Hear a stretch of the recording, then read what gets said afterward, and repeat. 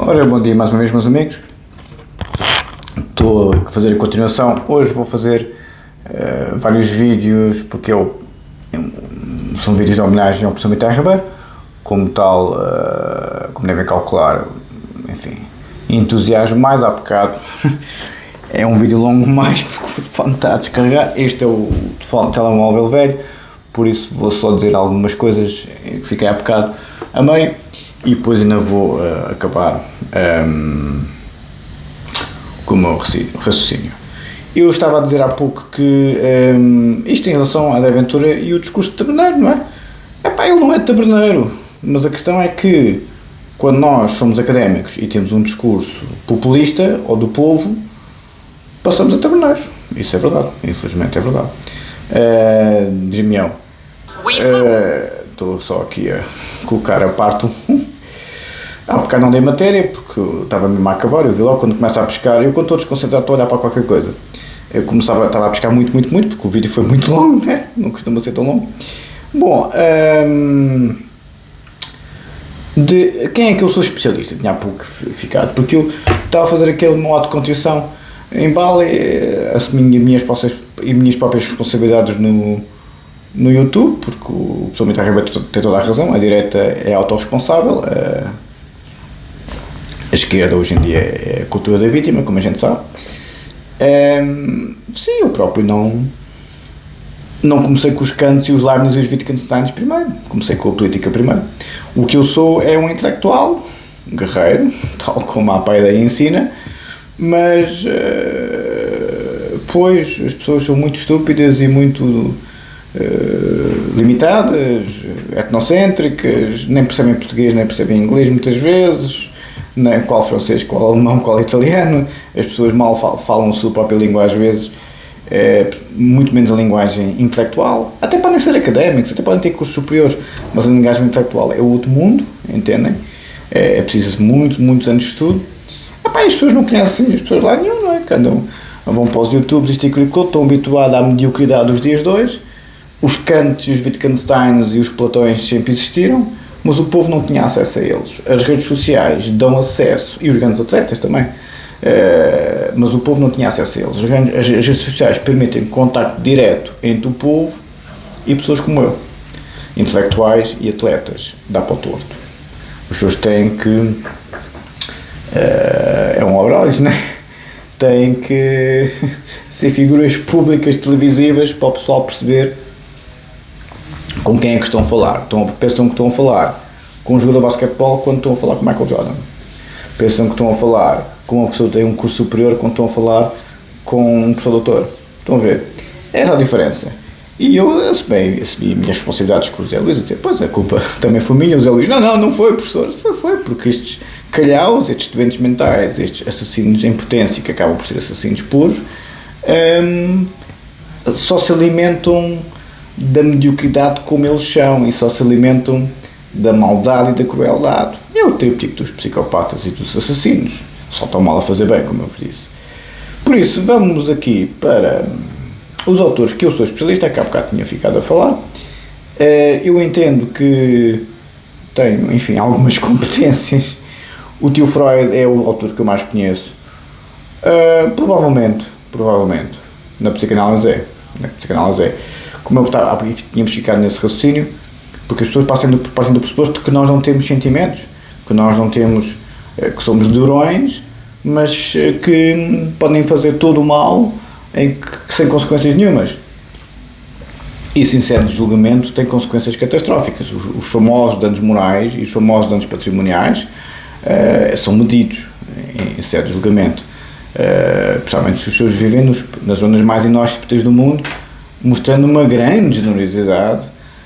Se os pessoas passaram a vida rodeado de génios, os anos e anos que eu andei a passar rodeado de Gonçalo Almeida Ribeiros e professor Pedro Lúcio e professores Góssens e professores Amaral Dias e Companhia Limitada e conselheiros seus híbridos, e depois pessoas com esse enorme património intelectual, essa robustez jurídica, filosófica e clínica, que são as minhas áreas, dispõem-se a ir para os países mais isolados do mundo e para as zonas mais inóspitas do mundo, são de uma generosidade moral espetacular, como foi o meu caso.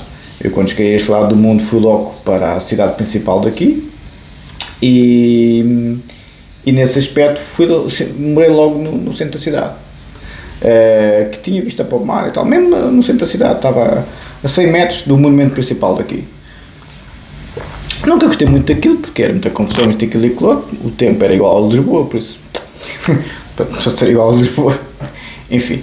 E depois, quando a empresa quis abrir uma sucursal numa das zonas mais inóspitas do país, eu, como queria ir para o calor, pedi logo que sim, quero ir.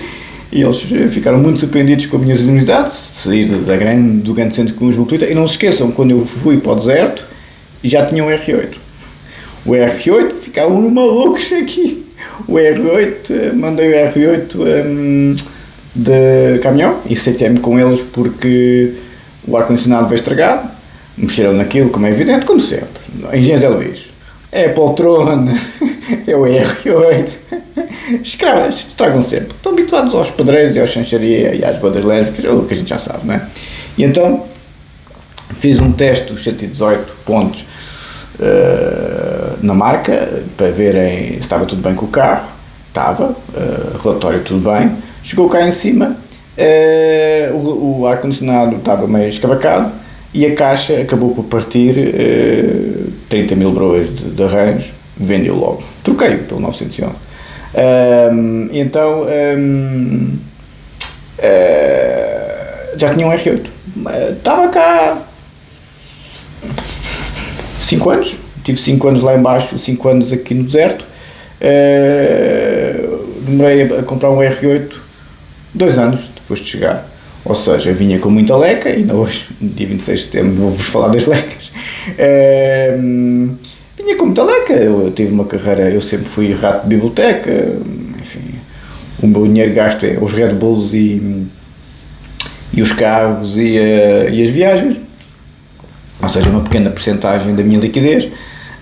Eu sou muito orientado com o dinheiro, como já perceberam, e então, por isso é que durante anos e anos e anos, como é que se consegue fazer vida de hotéis de 5 estrelas, viagens em primeira classe pelo mundo inteiro, e ter R8 e 911 ao mesmo tempo, e viver em casas com piscina, isto, aquilo e aquilo outro. Por isso é que o outro lado fica a estrelar de inveja, porque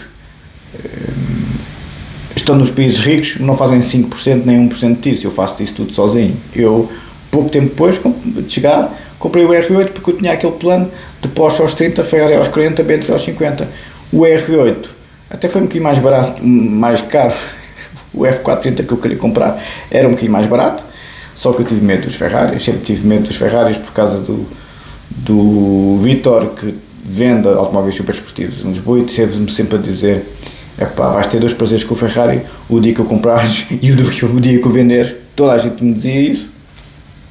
Fui ver um Model, um F360, apaixonei pelo F430, o Spider, e aqui estava a namorar mas não tive coragem e comprei o R8 em vez do Ferrari, que até era um bocadinho mais caro, pouquinho, 5 ou 10 mil broas mais caro, uma coisinha nada, mas ao nível do Ferrari, ou seja, o plano foi mantido. Porsche aos 30, Ferrari aos 40, Bentley aos 50. E agora o Bentley é outra coisa, como eu vos vou dizer. No dia 26 já estou a avançar um bocadinho, estou a mostrar a solidariedade que o professor Mitar Ribeiro sempre mostrou comigo.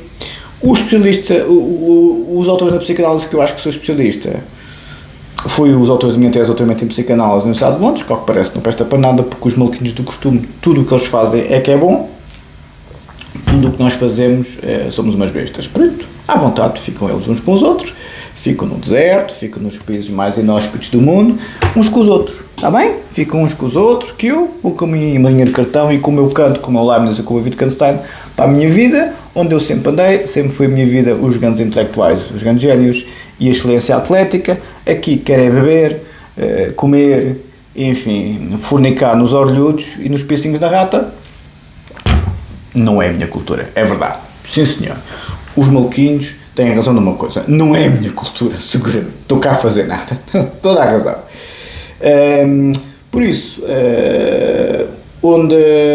atenção, Fui para o deserto porque era uma multinacional implantada em 11 países com 16 mil funcionários com 2 milhões de pessoas cobertas. Só um maluco é que ia da cidade mais cosmopolita do país, já anda de R8, não é? Que é um Ferrari, literalmente, em termos de valor e até de show-off, era um vistaço. A polícia estava-me sempre a mandar parar, fascinado. Uma vez um polícia mandou-me parar, fascinado a falar comigo no carro, e eu olhar para o carro e lá para dentro, mas o quê? O R8 era uma coisa impressionante, era um luxo. Ali as pessoas viram os vídeos, não é?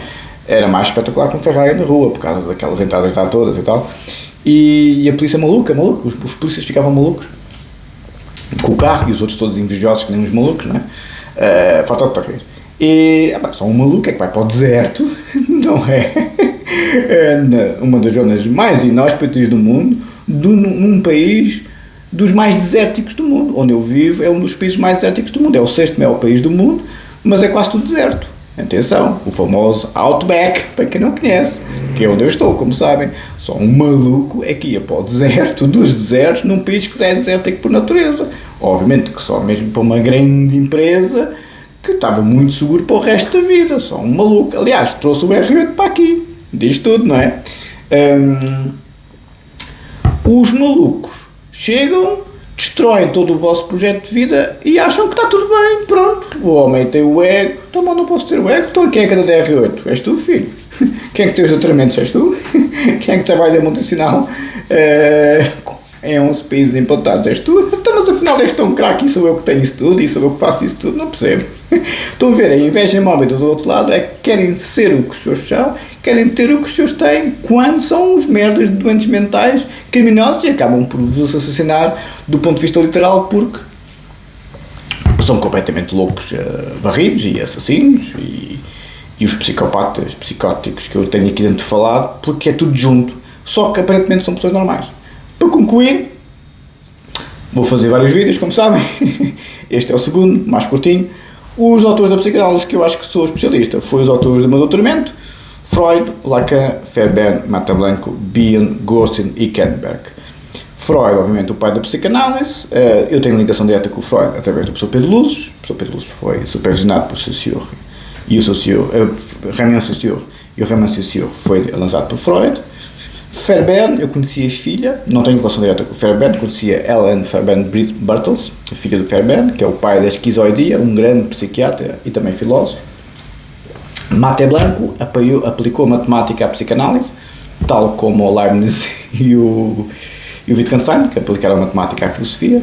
O Bion gostava muito dele. Bion, que eu tenho relação direta com o Bion por causa que o professor Gostin, que foi meu examinador externo na Universidade de Londres, e de quem eu depois dediquei a tese, também foi lançado pelo Bion, que foi lançado pela Melanie Klein. O próprio Gostin, o professor Gostin também está aqui como autor trabalhado, foi meu examinador externo e eu trabalhei, tive uma sorte, primeira apanha dele ser examinador externo quando foi trabalhado na própria tese.